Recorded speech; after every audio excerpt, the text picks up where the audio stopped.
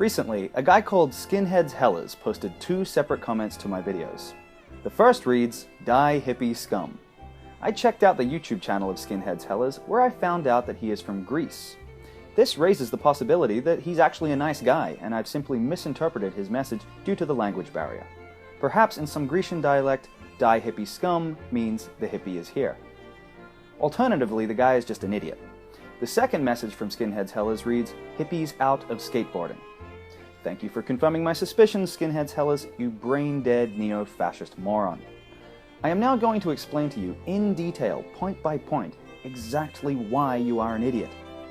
After watching the one video you have on your channel, I can conclude that you are into the following things: fascism, punk rock. The two are often tied together, which is interesting given that there isn't a fascist regime past or present that would ever permit punk rock to exist. Real Nazi-approved music begins and ends with classical composers like Beethoven and Strauss.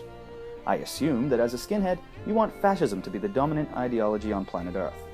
Let's take a look at how music would have been different had Hitler won the war and you got your way. In Hitler's America, the curtailing of artistic freedom means that popular music never gets the chance to metamorphosize into rock and roll. No rock and roll in German America means no rock and roll in German Britain, which means no Beatles.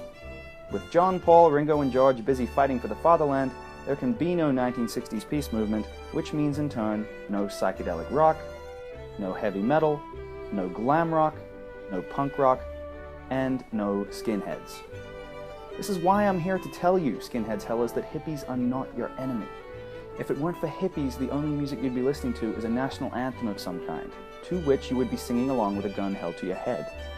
Peace and love doesn't just benefit hippies, it benefits all of humanity, including you colossal kook. With that out of the way, here is Skateboarding Education Lesson School.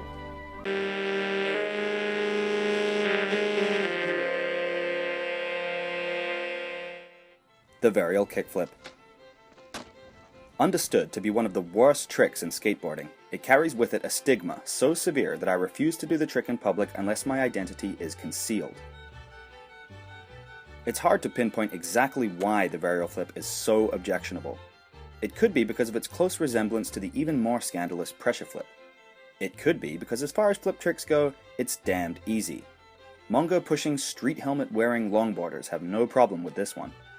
If you want to spin the board an extra 180 degrees, go ahead.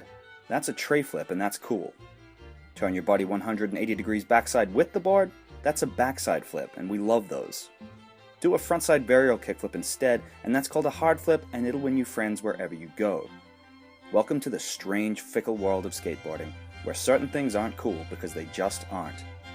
Even being phenomenally executed down a double set by the legendary Brian Anderson was not enough to completely save this trick's reputation. I once filmed a varial flip hippie jump, and that's something I have to live with every day.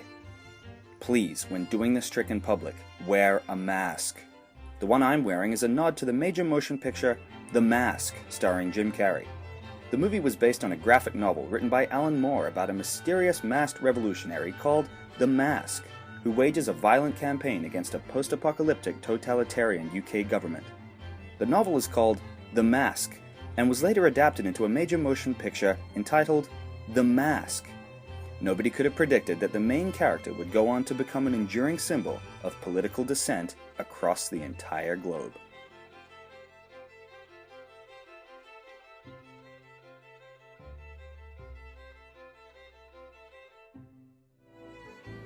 If Skinheads Hellas is still watching, I wanted to let you know that I checked out some World War II era Nazi skateboarding, and you guys suck!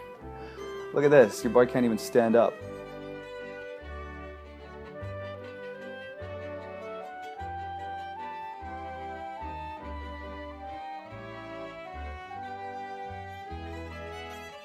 Well, that's it for episode 9. I hope you will join us again in 2 weeks for our final installment. Until then, good night.